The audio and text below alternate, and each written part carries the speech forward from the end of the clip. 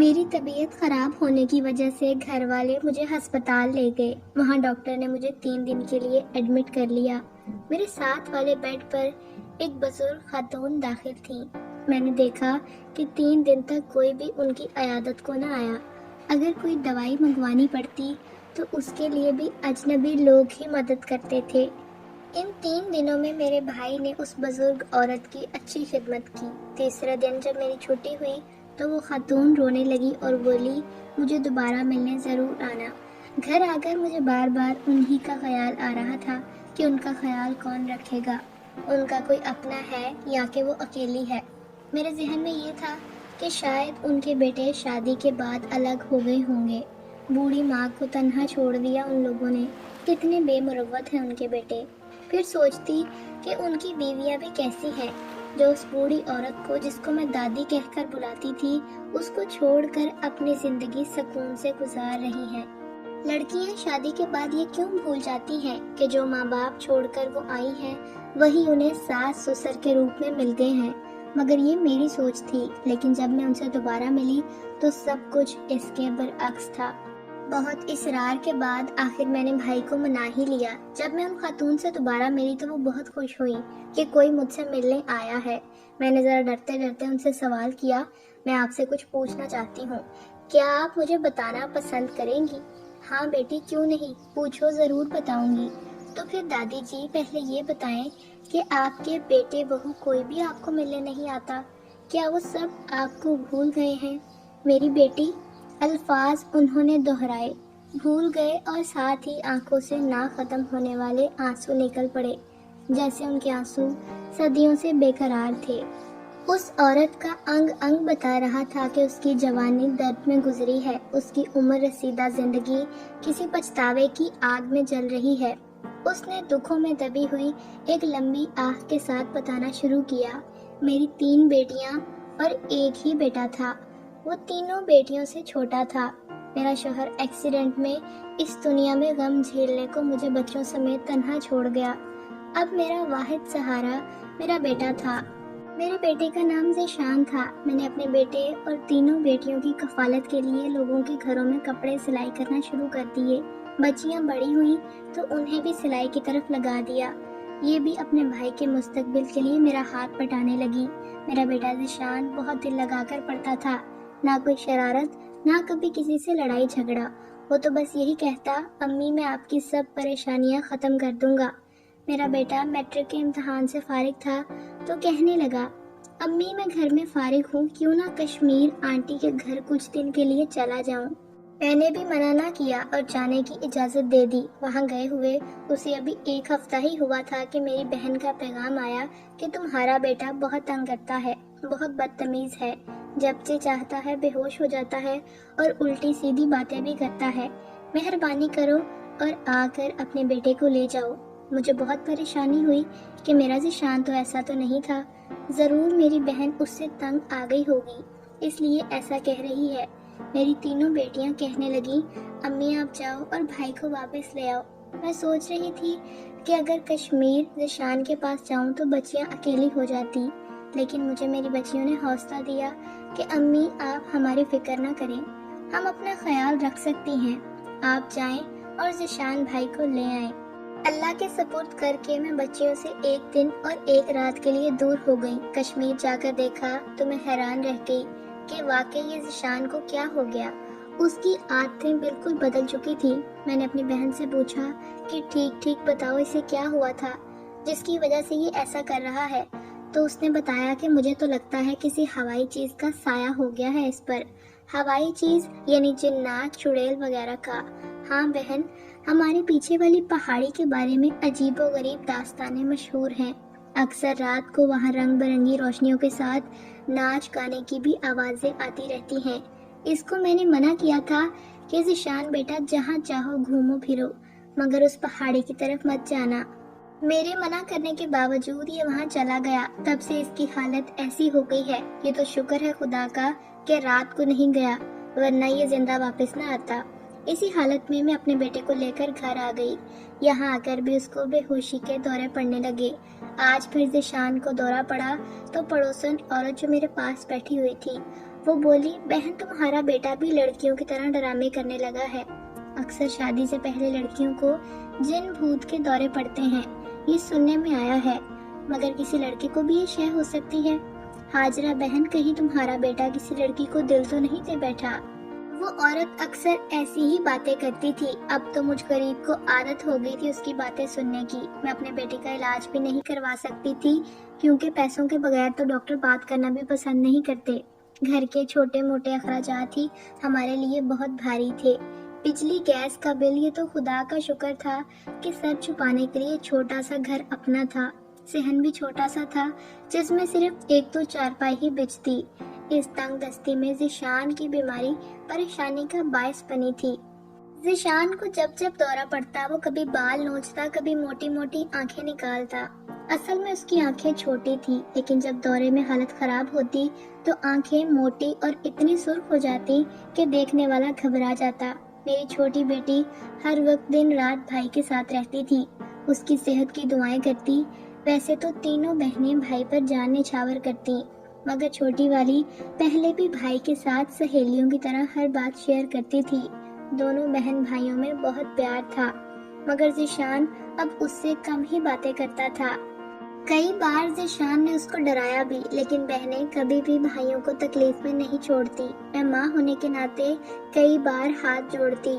دیکھو ذیشان بیٹا، لوگ باتیں کرتے ہیں کہ ماں کو سہارا دینے کی بجائے بیٹا خود ہی سہارے پہ جینا چاہتا ہے، یا کبھی کبھی اس نادیدہ مخلوق کو مخاطب کر کے کہتی، میری بوڑھی کی بات مانو، تم جو کوئی بھی ہو چلے جاؤ، میرا ایک ہی بیٹا ہے، اس کو تنگ مت کرو، اللہ کے لیے اسے چھوڑ دو۔ اس کے بعد ایک زوردار تھپڑ میرے منہ پر لگتا اور میں لڑکھڑاتی ہوئی دور ہو جاتی۔ پھر ایک ڈراؤنی یا کبھی کبھی خوبصورت آواز میں بولتا، تم کون ہوتی ہو مجھے اس سے دور کرنے والی؟ جو کوئی بھی میرے اور ذیشان کے درمیان جدائی کا سبب بنے گا، میں اس کو ختم کر دوں گی۔ ایک دن میرا بیٹا اسکول سے واپس آ رہا تھا کہ راستے میں ہی گر پڑا۔ ہماری پڑوسن نے آ کر بتایا کہ تمہارا بیٹا گر گیا ہے۔ میں بڑی مشکل سے یہاں تک گھر لائی ہوں۔ لگتا ہے تمہارا بیٹا کشمیر میں کسی کو بہت چاہنے لگا تھا، اس کا یہی حل ہے، تم اس لڑکی سے اس کی شادی کروا دو۔ میں پہلے بھی تمہیں کہہ چکی ہوں، تم اس کو پڑھا کر کیا کرو گی؟ اب یہ تمہارے ہاتھ سے گیا۔ یہ باتیں سن سن کر میں پتھر ہو چکی تھی۔ مسلسل 6 ماہ سے میرا بیٹا کسی دوسری مخلوق کی گرفت میں چور ہو رہا تھا۔ میں تو اپنے خدا کا لاکھ لاکھ شکر ادا کرتی کہ میری کسی بیٹی کے ساتھ ایسا نہیں ہوا، ورنہ لوگ بیٹے کو معاف نہیں کرتے، بیٹی ہوتی تو نہ جانے کیا کیا الزام لگتے۔ ایک دن وہ پڑوسن مجھ سے کہنے لگی، دیکھو بہن، میں ایک قاری صاحب کو لاتی ہوں، وہ بہت سیانے ہیں، سارا دودھ کا دودھ پانی کا پانی کر دیں گے۔ وہ عورت باتیں کرتی ہوئی باہر نکل گئی۔ میں اپنے بیٹے کے مڑے ہوئے ہاتھ پاؤں دیکھ کر پریشان ہو رہی تھی۔ تھوڑی دیر کے بعد اس عورت کے ساتھ ایک معزز آدمی گھر کے اندر داخل ہوئے۔ آئیے آئیے قاری صاحب۔ میں نے نظر اٹھا کر دیکھا۔ اندر آئے تو قاری صاحب کو ذیشان کے پاس رکھی ہوئی کرسی پر بٹھا دیا گیا۔ وہ ذیشان کی طرف بڑے غور سے دیکھتے ہوئے منہ میں کچھ پڑھنے لگے۔ جیسے جیسے قاری صاحب ذیشان پر پھونکتے جاتے، ویسے ویسے اس کی تکلیف میں اضافہ ہوتا جا رہا تھا۔ قاری صاحب نے ذیشان کے بالوں کو مضبوطی کے ساتھ پکڑ رکھا تھا۔ میرا دل زور زور سے دھڑکنے لگا، نہ جانے اب میرے بیٹے کے ساتھ کیا ہوگا۔ کچھ نہیں ہوتا بہن، پریشان نہ ہو، میں ابھی اس کو ٹھیک کر دیتا ہوں۔ یہ ہوائی چیزیں اتنی جلدی نہ بولتی ہیں اور نہ ہی قابو میں آتی ہیں۔ ابھی قاری صاحب بول ہی رہے تھے کہ ذیشان ایک جھٹکے کے ساتھ اٹھ بیٹھا اور عورتوں والی آواز میں بولنے لگا، قاری تیرا علم میرا کچھ نہیں بگاڑ سکتا، چلے جاؤ یہاں سے، تم مجھے قابو نہیں کر سکتے، یہ تیرے بس میں نہیں، اور ذیشان سے مجھے کوئی بھی جدا نہیں کر سکتا۔ اگر ایسا کرنے کی کسی نے کوشش کی تو بہت نقصان ہوگا۔ میں اپنا خاندان اس کے لیے چھوڑ آئی ہوں، اب اس کو نہیں چھوڑوں گی۔ تم اس طرح نہیں مانو گی۔ جیسے ہی قاری صاحب نے ڈنڈا ہاتھ میں پکڑا، ذیشان کی آنکھیں ایسے گھومی جیسے چابے کے ساتھ کسی کھلونے کو گھمایا جائے۔ ذیشان کی سرخ سرخ آنکھیں ڈنڈے پر جا ٹکی اور ڈنڈا قاری صاحب کے ہاتھ سے نکل کر ہوا میں لہرانے لگا، ساتھ ہی قاری صاحب پر ڈنڈے کی چوٹیں لگنے لگی۔ قاری صاحب تو پاؤں سر پر رکھ کر بھاگ گئے، ساتھ ہی پڑوسن یہ سارا ماجرا دیکھ کر ششد رہ گئی اور وہ چپ چاپ گھر سے نکل گئی۔ اس دن کے بعد کبھی اس عورت نے ذیشان کے خلاف بات نہ کی اور نہ ہی میرے گھر کا رخ کیا۔ کبھی کبھی ایسا بھی ہوتا تھا کہ ذیشان کو اگر کسی چیز کی ضرورت ہوتی تو وہ اس کے پاس پڑی ہوتی تھی۔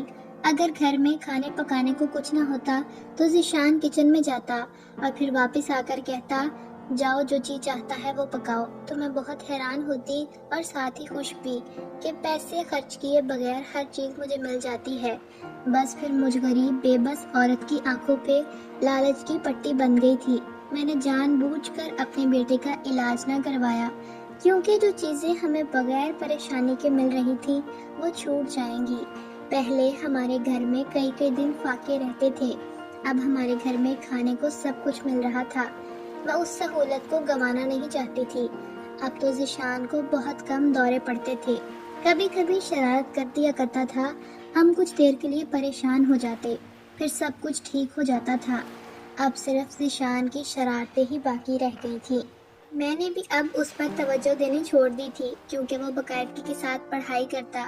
اگر ہم کہتے کہ ذیشان آج کھانے کو کچھ نہیں ہے تو فوراً ہر چیز موجود ہوتی تھی۔ اب میرا خیال ہے کہ جو کوئی بھی ذیشان کے ساتھ ہے وہ اس کو نقصان نہیں پہنچائے گی، اور یہی میں نے غلطی کی تھی۔ ذیشان اور میری چھوٹی بیٹی فریحہ دونوں پڑھتے تھے، اس لیے دونوں اکٹھے ہی رہتے تھے۔ رات کو پڑھتے اور اسی کمرے میں سو جاتے۔ فریحہ اپنے بھائی کو تنہا نہ چھوڑتی تھی، وہ رات کو اس کے ساتھ ہی کمرے میں سوتی۔ آج رات کو دونوں بہن بھائی پڑھتے پڑھتے سو گئے تھے۔ ذیشان بھی فریحہ کے بغیر نہیں سوتا تھا۔ اگر فریحہ ہمارے ساتھ سوتی تو وہ اٹھا دیتا۔ بچپن سے دونوں اکٹھے رہتے تھے۔ اس رات کو بھی اکٹھے سوئے تھے، مگر اس دن ذیشان نے آدھی رات کو اٹھ کر الماری سے فریحہ کے سارے کپڑے نکال کر پھاڑ دیے، کچھ کپڑے بکھیر دیے۔ ٹوتھ پیسٹ کریم جو ذیشان نے ہی فریحہ کو لا کر دی تھی پورے کمرے میں پھیلا دی، اور خالی ٹیوبیں فریحہ کو جگا کر اس کے کانوں میں ٹھونسنے لگا۔ وہ ایک دم ڈر گئی۔ بھائی کیا بات ہے؟ میں تمہارے کان بنا رہا ہوں کیونکہ تم میرے گھوڑے ہو، اٹھو اور میرے لیے گھوڑا بنو۔ بھائی یہ کیا کہہ رہے ہو؟ ہاں میرا حکم مانو ورنہ تجھے مار دوں گی۔ اچھا میں گھوڑا بنتی ہوں۔ فریحہ دونوں ہاتھ زمین میں رکھ کر گھوڑے والے انداز میں منہ نیچے کر کے جھک گئی۔ ذیشان اس کے اوپر بیٹھ کر بولا، چل میرے گھوڑے، یہ ساری گھاس تمہارے لیے ہے، تازہ تازہ ہے، اسے کھاؤ۔ فریحہ بیچاری جان چھڑوانے کی ترکیب سوچنے لگی، مگر ذیشان اس کا دروازے کی طرف جانے نہیں دیتا تھا۔ فریحہ نے گھوڑا بننے انداز میں چلتے ہوئے دروازے کی طرف چلنے لگی۔ دروازے کے پاس پہنچ کر اس نے اپنے سارے زور کے ساتھ چیختے ہوئے اپنی امی اور بہنوں کو آواز دی۔ ساتھ والے کمرے میں ہی تھے باقی لوگ، کیونکہ گھر چھوٹا ہونے کی وجہ سے اس کو زیادہ آوازیں دینے کی ضرورت محسوس نہیں ہوئی۔ میں بھاگتی ہوئی فریحہ اور ذیشان کے پاس پہنچی۔ یہ منظر دیکھ کر میں پریشان تو ہوئی، مگر ہمت کر کے آگے بڑھی۔ ذیشان میرے پیارے بیٹے، یہ تم کیا کر رہے ہو؟ میرا بیٹا ذیشان تو بہت اچھا ہے، بہت پیارا ہے، نیچے اترو، یہ صبح تمہارے لیے گھوڑا بنے گی۔ ابھی رات ہے، اپنی ماں کی بات مان لو۔ مجھے پتا تھا کہ سختی نقصان کا باعث بنے گی، اس لیے جتنی بھی تعریف ہو سکے کرو تو ذیشان بات مان جائے گا۔ چنانچہ میں نے ایسے ہی ہاتھ جوڑے پاؤں پکڑے، بڑی مشکل سے فریحہ کی جان چھوٹی تو فریحہ کی سانسیں بحال ہوئی۔ اس کے بعد وہ اتنا ڈر گئی کہ 5 سال تک دن کو سوتی اور باقی کی رات جاگ کے کاٹ دیتی، کیونکہ ذیشان اس کے بغیر سوتا بھی نہیں تھا اور وہ اکثر رات کو کچھ نہ کچھ غلط کرتا تھا۔ اب ذیشان کی زندگی ایک داستان بن گئی تھی، ہر روز کوئی نیا واقعہ پیش آتا تھا۔ ان واقعات میں سے ایک یہ بھی تھا کہ ایک دن ذیشان کے اسکول میں لڑکوں کا میچ تھا۔ وہ حسب معمول گھر لیٹ آیا۔ اس وقت گھر میں مہمان آئے ہوئے تھے، میری بڑی بیٹی کا رشتہ لے کر۔ گھر میں جو کچھ بھی تھا مہمانوں کو پیش کیا گیا۔ مہمان زیادہ تھے، کھانا کم پڑ گیا۔ اسی شرمندگی سے ہم نے مہمانوں کو کھانے کا دوبارہ نہیں پوچھا کہ اگر دوبارہ دینا پڑا تو کہاں سے دیں گے۔ جب مہمان جانے لگے تو ذیشان واپس آ گیا تھا۔ مہمانوں میں ایک بڑی عمر کی عورت بھی تھی، جو جاتے ہوئے یہ کہنا نہ بھولی کہ آپ مہمانوں کا کھانا تو پورا نہیں کر سکے، بھلا بیٹی کو کیا دو گے؟ کبھی ہمارے گھر آنا، مہمان نوازی کیا ہوتی ہے ہم آپ کو بتائیں گے۔ ذیشان نے اندر داخل ہوتے ہوئے جب یہ الفاظ سنے تو فوراً سمجھ گیا۔ وہ جلدی سے بولا، آنٹی ہم بھی آ کر دیکھ لیں گے کہ آپ کتنے مہمان نواز ہے۔ اگر آپ میں دم ہے تو ہمیں ضرور بلانا۔ جب مہمان چلے گئے تو میں نے اپنے بیٹے سے کہا، بیٹا گھر آئے ہوئے مہمانوں کے ساتھ ایسی بات نہیں کرتے۔ سوری امی، یہ ہماری انسلٹ ہے کہ وہ ہمارے گھر میں ہمیں ہی باتیں کر کے چلے جائیں۔ مانا ہم غریب ہیں، مگر امی غریب لوگ دل کے غریب نہیں ہوتے۔ یہ امیر لوگ صرف بینک بیلنس اور جیبوں کے امیر ہوتے ہیں، دل کے تو یہ نہایت ہی غریب ہوتے ہیں۔ امی اگر انہوں نے ہمیں نہ بھی بلایا تو ہم جمعہ کے دن مہمان بن کر ضرور جائیں گے۔ جمعہ کے دن میں اور میرا بیٹا ان کے گھر گئے تو ان کے ملازم نے ہمیں ایک الگ کمرے میں بٹھا دیا۔ کمرہ بہت خوبصورتی کے ساتھ ڈیکوریٹ کیا ہوا تھا، جس کو میں بہت غور سے دیکھ رہی تھی اور یہ دیکھ کر حیران ہو گئی کہ ذیشان اپنی جگہ پہ بیٹھا ہوا ہے، مگر کمرے کی ہر چیز بے ترتیب ہوتی جا رہی تھی۔ اور پھر جب وہی عورت جس نے ہمیں طنز کیا تھا اندر داخل ہوتے ہی بکھری ہوئی چیزیں دیکھی تو یہ بھول ہی گئی کہ اس کا پاؤں راستے میں الٹا پڑے ہوئے گلدان سے ٹکرائے گا۔ جیسے ہی پاؤں گلدان سے ٹکرایا تو ہائے کی آواز کے ساتھ وہ اوندے منہ لڑکھڑاتی ہوئی ہمارے پاس آ کر گری۔ مجھے بہت شرمندگی ہوئی کہ ہماری موجودگی میں بیچاری بری طرح گری ہے۔ ذیشان نے جلدی سے اسے آگے بڑھ کر اٹھانا چاہا، مگر خود ہی وہ اٹھ گئی۔ سوری بہن، کیا حال ہے؟ ذیشان جلدی سے بولا، آنٹی ہم تو ٹھیک ہیں، مگر آپ شاید ٹھیک نہیں۔ سب ٹھیک ہے، پتہ نہیں یہ کمرے کی چیز اتنی بے ترتیب کیسے ہو گئی۔ آنٹی جی چھوڑیں، ہم ایسے ہی بیٹھ جائیں گے۔ پچھلے جمعے کو آپ ہمارے مہمان تھے، اس جمعے کو میزبانی کا شرف آپ کو بخشا ہے۔ جی جی کیوں نہیں، بیٹھیے، ہمارے گھر میں آپ کو کمی نہیں ہوگی۔ تنزیہ بات آخر کر ہی دی۔ کوئی بات نہیں، ابھی پتہ چل جائے گا۔ ذیشان دھیرے سے دل میں مسکرایا۔ تھوڑی دیر کے بعد آنٹی جی کے شوہر اندر تشریف لائے۔ جیسے ہی ذیشان کے سامنے ہاتھ بڑھایا سلام کے لیے، وہ چکرا کر نیچے گر گئے۔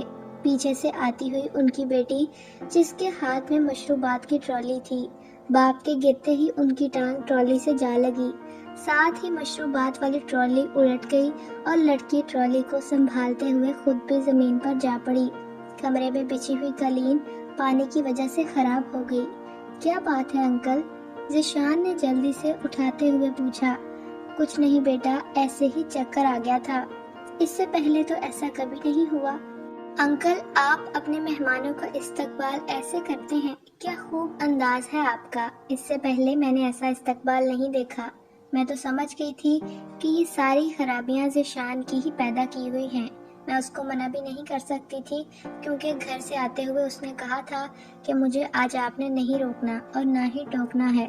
میں خود بھی حیران تھی کہ ذیشان میرے پاس بیٹھا ہوا ہے، لیکن کچن میں ہر نظام خراب ہو رہا ہے۔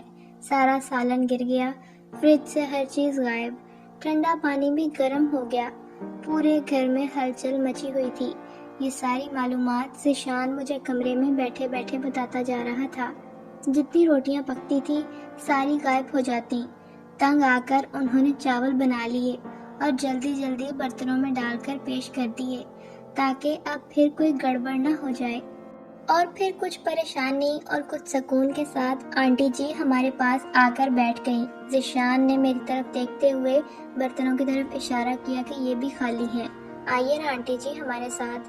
نہیں آپ لوگ کھائیں، آپ ہی کے لیے بنایا ہے۔ ٹھیک ہمارے لیے بنایا ہے تو ہمیں ہی کھانا چاہیے، کچھ خاص ہی ہوگا۔ ذیشان نے جیسے ہی برتنوں سے ڈھکن اتارنے شروع کیے، سارے برتن خالی تھے۔ پاس بیٹھی ہوئی میزبان عورت پھٹی پھٹی آنکھوں سے دیکھتی ہی رہ گئی۔ کیا بات ہے آنٹی، کبھی مہمان نہیں آئے آپ کے گھر میں؟ پہلی بار سب نے کلا بازیاں کھائیں، پھر آٹا روٹیاں ختم، کبھی سالن گرتا تھا، کبھی نمک تیز۔ 3-4 گھنٹے سے بھوکے پیاسے بٹھایا ہوا ہے آپ نے، اللہ اللہ کر کے اگر کچھ لائے ہیں تو وہ بھی خالی برتن۔ کیا خوب مہمان نوازی کرتے ہیں آپ تو۔ آنٹی جی تو مارے شرمندگی کے پانی پانی ہو رہی تھی۔ سارے گھر والے حیران و پریشان تھے، یہ پراسرار واقعات پہلے کبھی نہیں ہوئے تھے۔ یہ آج کیا ہو رہا ہے؟ آنٹی جی نے ذیشان سے پوچھا۔ تمہیں کیسے پتا ہے کہ ہمارے ساتھ کیا ہو رہا ہے؟ تم تو کمرے میں بیٹھے ہوئے تھے، پھر کچن، فریج، گھر کے سارے نظام میں خرابی تمہارے علم میں کیسے آ گئی؟ آنٹی حیران ہونے کی ضرورت نہیں، ادھر کمرے میں بھوکے پیٹ بیٹھنے سے بہتر ہے کہ اٹھ کر چہل قدمی ہی کر لوں۔ تھوڑی دیر کے بعد باہر کا بھی جائزہ لیتا تھا۔ مجھے شک ہوا کہ کوئی گڑبڑ ضرور ہے، لیکن اب یقین ہو گیا ہے کہ آپ ہمیں بیوقوف بنانا چاہتی ہیں۔ ہمیں پہلے ہی معلوم تھا کہ امیر لوگ بہت کنجوس ہوتے ہیں۔ خالی برتنوں سے بہلانے کی بجائے آپ صاف کہہ دیتے کہ چلے جائیں، ہمارے پاس آپ کو دینے کے لیے کچھ نہیں، تو ہم شکوہ نہ کریں، مگر گھر آئے مہمان کے آگے خالی برتن رکھ کر اس کی انسلٹ کرنا تو کوئی آپ سے سیکھیں۔ آنٹی آپ تو بہت دعوے کرتی تھی، آج کیا ہوا؟ کدھر گئی وہ باتیں جو ہمارے گھر سے آتے ہوئے ہم سے کی تھی؟ ہم نے تو آپ کو الوداع نہیں کیا تھا۔ گھر والوں کی حالت دیکھتے ہوئے میں نے ذیشان سے کہا، بیٹا چلو چلتے ہیں۔ پہلے تو اس نے انکار کیا، پھر میرے اصرار پر راضی ہو گیا۔ ٹھیک ہے امی، آپ میرے سامنے ہاتھ نہ جوڑیں۔ میرے جوڑے ہوئے ہاتھوں کو دیکھ کر ذیشان نے کہا، امی ابھی ان کو اور سبق سکھانا تھا تاکہ کسی غریب پر دوبارہ طنز کے تیر نہ چھوڑیں۔ اف آنٹی، ابھی سے آپ ایسے ہو، بھوکے پیٹ گھر سے رخصت کر رہے ہو، جب ہماری بہن آئے گی تو کیا ہوگا؟ ہم تو ایسے بے ڈھنگ کنجوس لوگوں کو اپنی بہن ہرگز نہیں دینے والے۔ وہ عورت خاموشی سے ذیشان کا منہ تکتی رہ گئی اور ہم دونوں ماں بیٹا ان کے گھر سے باہر نکل آئے۔ وہ ہمیں روک بھی نہ سکے، کیونکہ جو کام بھی سیدھا کرتے وہ الٹ ہو جاتا تھا۔ کچھ بھی تو ٹھیک نہیں ہو رہا تھا۔ اسی طرح دن مہینے گزرتے رہے۔ ذیشان نے ایف اے بھی کر لیا تھا۔ میری 2 بیٹیوں کی شادی بھی بہت اچھے طریقے سے ہو گئی تھی۔ یہ سب کچھ ذیشان نے ہی کیا تھا۔ جہیز میں اس نے ہر چیز بہنوں کو دی تھی، بس اندھے کو کیا چاہیے، 2 آنکھیں۔ میں بہت خوش تھی کہ میرے بیٹے کے ساتھ جو جنزادی ہے وہ بہت اچھی ہے، ہر طرح کا خیال رکھتی ہے۔ اگر کوئی مجھے کہتا کہ اپنے بیٹے کا علاج کرواؤ، اس کے ساتھ جو ہوائی چیز ہے کسی موڑ پر یہ نقصان نہ کر جائے، تو میں اس کے ساتھ جھگڑتی تھی۔ خبردار کسی نے میرے بیٹے کا نام لیا تو میرا بیٹا بالکل ٹھیک ہے، میں اس کا علاج کیوں کرواؤں؟ میں ڈرتی تھی کہ اگر اس کا علاج ہوا اور وہ مخلوق چلی گئی تو میرے گھر کی ضرورتیں کون پوری کرے گا؟ بس اسی لالچ نے مجھ سے میرا بیٹا لے لیا۔ یہ بتاتے ہوئے وہ بزرگ خاتون اتنا روئی کہ ایسے لگتا تھا جیسے آج آخری بار روئے گی یا اس کی روح پرواز کر جائے گی۔ پھر ان کی طبیعت خراب ہونے کی وجہ سے نرس نے 1 گھنٹہ کے لیے دوائی دے کر سلا دیا اور مجھے 1 گھنٹہ مزید انتظار کرنا پڑا۔ 1 گھنٹے کے بعد جب ہوش آیا تو مزید آدھا گھنٹہ لگا۔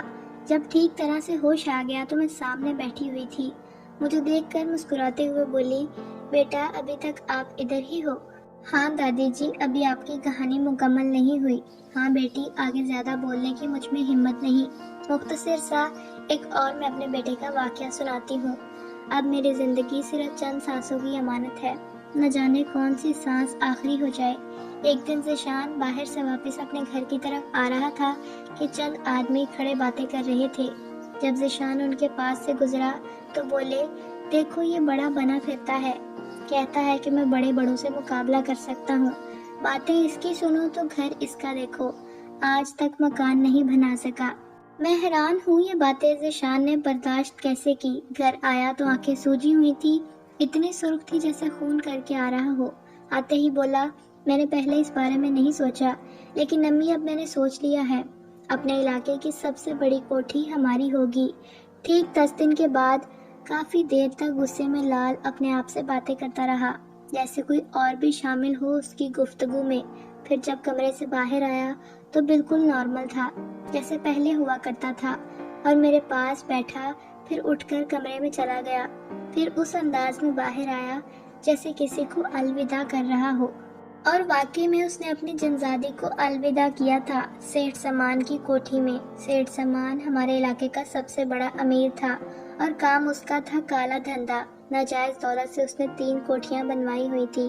ایک میں خود رہتا تھا، باقی 2 کو کبھی کبھی استعمال میں لاتا تھا۔ سیٹھ کی ایک ہی بیٹی تھی۔ ذیشان کی جنزادی اس کے اندر داخل ہو گئی اور اس لڑکی کے ساتھ گھر والوں کو بھی تنگ کرنے لگی۔ سیٹھ اپنی بیٹی کو بڑے سے بڑے ڈاکٹروں کے پاس لے کر جاتا، مگر کوئی بیماری نہ ہوتی۔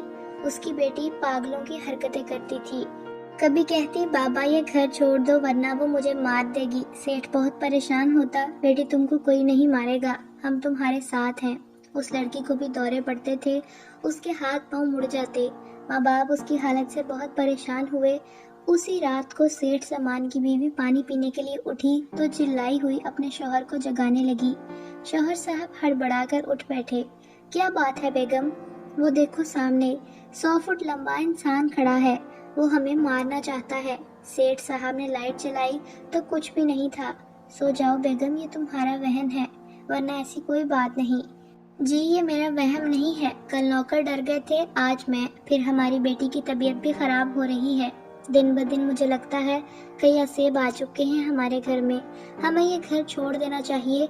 हमारे पास और भी घर तो हैं, कई दीवारों पर साए चलते हुए नजर आते हैं, तो कभी कुत्ता, बिल्ली, गधा और कभी हैबतनाक शक्ल नजरों से गुजरती है। बेगम लाख कहती हमारी कोठी असेब ज़दा हो चुकी है, हमें ये घर छोड़ देना चाहिए। हमारी बच्ची उनकी जद में है, हमें अपनी बच्ची की खातिर कुछ सोचना होगा, वरना ये जो कोई भी है कहीं हमारी बेटी को नुकसान ना पहुंचा दे। अगर सेठ साहब को यकीन कौन दिलाए, वो बात को टाल देते थे। एक दिन में सेठ साहब ने खुद 2-3 पुरस्कार वाकयात देखे तो उन्हें यकीन हो गया कि मेरी बेगम ठीक कहती हैं। 6 दिन में उस चुड़ैल ने इतना तंग किया कि सेठ साहब ने कोठी फरोख्त करने का ऐलान कर दिया। अब जो कोई भी उस कोठी को देखता तो खरीदने की ख्वाहिश करता, मगर फिर न जाने क्या होता कि इनकार कर देते। सेठ साहब को अब और भी परेशानी लाहक होती जा रही थी। कोई भी तैयार नहीं था उसको खरीदने के लिए। 1 करोड़ की कोठी 80 लाख में आपको मिल जाएगी, एक नए ग्राहक को दिखाते हुए कह रहे थे, मगर खरीदार की नजर किसी और तरफ मतवज्जो थी। सेठ साहब, अगर आप हमें ये 5 लाख में भी दे तो हम नहीं खरीदेंगे। सेठ साहब 5 लाख का सुनकर हैरत में दबी आवाज में बोले, ये आप क्या कह रहे हैं? आजकल खाली प्लॉट 5 लाख में मिल रहे हैं, आप मेरी इतनी बड़ी कोठी को 5 लाख बोलते हैं, शर्म नहीं आती? नहीं खरीदनी तो कम से कम कीमत तो ठीक बोलनी चाहिए थी। सेठ साहब, शर्म तो आपको आनी चाहिए कि असेब ज़दा कोठी किसी और को बेच रहे हो, अपनी मुसीबत दूसरों के गले डालना चाहते हैं। सेठ साहब को हैरत का एक और झटका लगा। ये सब कुछ आप लोगों को कैसे पता चल जाता है? दरअसल ज़िशान की जिनजादी किसी इंसान की शक्ल में आकर खरीदने वाले के पास खड़ी हो जाती है, जो सिर्फ उसी को नजर आती है और किसी को दिखाई न देती, और वो जिनजादी कभी बुजुर्ग कभी जवान लड़के की शक्ल इख्तियार कर लेती। इस बार भी वो एक लड़के की शक्ल में उस खरीदने वाले के सामने आई और कहती, मैं उनके पड़ोस में रहता हूँ, हम सब जानते हैं ये कोठी असेब ज़दा है, इस घर में जिन्नात का बसेरा है, ना वो खाने देते हैं ना पीने, सोने देते हैं, इसीलिए ये खूबसूरत घर फरोख्त कर रहे हैं। हम झूठ नहीं बोलते, बेशक सेठ साहब से पूछ लो। क्यों सेठ साहब, यही बात है ना? और सेठ साहब का सर खुद ही हरकत कर जाता हाँ की सूरत में। फिर खरीदने वाले उल्टी बातें सुनाकर चले जाते कि सेठ साहब अपनी मुसीबत हमारे गले डालना चाहते हैं, असेब ज़दा घर धोखे में फरोख्त कर रहे हैं। आखिर सेठ साहब ने पूछ ही लिया कि आखिर आप लोगों को कौन बताता है? इस घर की नहूसत देखिए सेठ साहब, अभी जो लड़का आपके पड़ोस का आया था उसने आपके सामने बताया, बल्कि तस्दीक के लिए आपने सर भी हिलाया था। अब तो सेठ की मुश्किल परेशानी में और इजाफा होता जा रहा था। उनकी समझ में नहीं आ रहा था कि क्या करूं। एक दिन उनकी बेटी की तबीयत बहुत ज्यादा खराब हो गई तो सेठ साहब ने घर छोड़ने का फैसला कर लिया, लेकिन दौरे की हालत में सेठ की बेटी ने कहा, बाबा मैं ये कोठी बेचना चाहती हूँ, क्योंकि अगर ऐसा ना किया तो वो मुझे मार देगी। बेटी, हम तुम्हें मरने नहीं देंगे, तुम जैसा कहोगी वैसा ही करेंगे। ठीक है बाबा, आप वकील को बुलाएं, मैं खरीदार को बुलाती हूँ। बाप जितने में वकील को बुलाते उतनी देर में ज़िशान की जिनजादी 2 लड़के और 1 लड़की की सूरत वहाँ मौजूद थी। यूँ उसने सेठ साहब के घर से 5 लाख चुरा के उसी घर वालों को देकर उस कोठी को खरीद लिया। सेठ साहब 5 लाख की कोठी चले जाने से नाखुश तो थे, मगर उन्हें अपनी बेटी की जान ज्यादा प्यारी थी। वैसे भी उनके पास और बहुत कुछ था जिसकी वजह से कोई खास असर न हुआ, मगर जब 10 दिन के बाद ज़िशान ने ये खुशखबरी सुनाई तो मैं हैरान हो गई, और खुशी भी कि उस जिनजादी ने हमें इतना प्यारा मकान रहने को दिया, वो भी सबूत के साथ। कोई भी हमें वहाँ से नहीं निकाल सकता था। मेरे साथ मेरी छोटी बेटी फरीहा भी बहुत खुश थी। इस कोठी में आकर मैंने अपनी बेटी की भी शादी कर दी। यूं अब मैं और ज़िशान इस इतनी बड़ी कोठी में रहते थे। यूं अकेले में मेरा दिल न लगता था। اس تنہائی کو دور کرنے کے لیے میں نے ذیشان کا رشتہ دیکھنا شروع کر دیا۔ جب اس کو پتہ چلا تو اس نے مجھے منع کر دیا کہ امی میری شادی کے بارے میں نہ سوچیے، کیونکہ میں شادی نہیں کر سکتا۔ اگر آپ میری شادی کسی بھی انسانی لڑکی سے کروائیں گی تو پھر یا تو میں نہ رہوں گا یا پھر وہ لڑکی جو میری زندگی میں آئے گی۔ اس لیے یہ خیال میرے ساتھ ساتھ آپ بھی اپنے ذہن سے نکال دیں، ورنہ آپ نقصان برداشت نہیں کر سکیں گی۔ یہ سب سن کر میں پریشان ہوتی، میں اپنے بیٹے کو کھونا نہیں چاہتی تھی اور نہ ہی اسے تنہا چھوڑ سکتی تھی۔ ہر وقت ہر قسم کے وسوسوں سے دل گھبرانے لگا تھا۔ اتنا بڑا گھر اور میں اکیلی، حقیقت میں پراسرار معلوم ہوتا تھا۔ بہت سوچ بچار کے بعد میں نے ذیشان سے چوری ایک لڑکی سے رشتہ طے کر دیا اور سوچا کہ خاموشی کے ساتھ ذیشان کو لے جا کر نکاح کروا دوں گی۔ میں نے ذیشان سے چوری ساری تیاریاں مکمل کی۔ جس روز نکاح کے لیے جانا تھا اس روز ہی دلہن اچانک مر گئی۔ جیسے ہی مجھے یہ خبر ملی اسی وقت ذیشان میرے پاس آیا، بولا امی میں نے آپ کو منع کیا تھا لیکن آپ نے میری بات نہیں مانی۔ آج ایک غریب کی بیٹی کی موت ہو گئی۔ بڑی پریشانی ہوئی مجھے، بہت دیر تک یہ سوچ میرے دماغ سے نہ نکلی۔ اس واقعے کے 3-4 ماہ بعد میں نے ایک عامل سے رابطہ کیا، اس کو ساری بات بتائی تو اس نے مجھے ایک تعویذ دیا اور کہا جس لڑکی سے اب رشتہ طے کرو تو یہ اس کے گلے میں ڈال دینا۔ چنانچہ بہت کوشش کے بعد ایک رشتہ مل گیا۔ میں نے ان لوگوں سے یہ کہا کہ ہمارے خاندان والے میرے بیٹے کی شادی نہیں ہونے دیتے، اس لیے دلہن کی حفاظت کے لیے یہ تعویذ میں اپنے ہونے والی بہو کے گلے میں ڈالنا چاہتی ہوں، اگر آپ کو کوئی اعتراض نہ ہو تو۔ انہوں نے بغیر کسی احتجاج کے میری بات مان لی۔ اب یہ مسئلہ تو حل ہو گیا تھا، مگر ذیشان کو کوئی نقصان نہ پہنچا دے، اس لیے میں نے اسی عامل سے ذیشان کے لیے بھی تعویذ بنوا لیا۔ اب ہمارے گھر میں عجیب حرکات ہونے لگی، کبھی کوئی نقصان، کبھی توڑ پھوڑ، ڈراؤنی آوازیں۔ سارا گھر خوف میں ڈوبا ہوا تھا۔ بس یہی ایک پریشانی تھی کہ ذیشان کی شادی بغیر کسی نقصان اور پریشانی کے اچھے طریقے سے ہو جائے۔ آخر بہت سی دعاؤں کے بعد شادی کا دن بھی آ گیا۔ میں ہر قدم پر اپنے رب سے دعائیں کرتی، لیکن کبھی کبھی دعائیں بے اثر بھی ہو جایا کرتی ہیں۔ آج تک صرف سکون دولت ہی مانگی، جب بھی دعا کی تو اسی کے لیے ہاتھ اٹھائے کہ اچھا گھر ہو، پیسہ ہو۔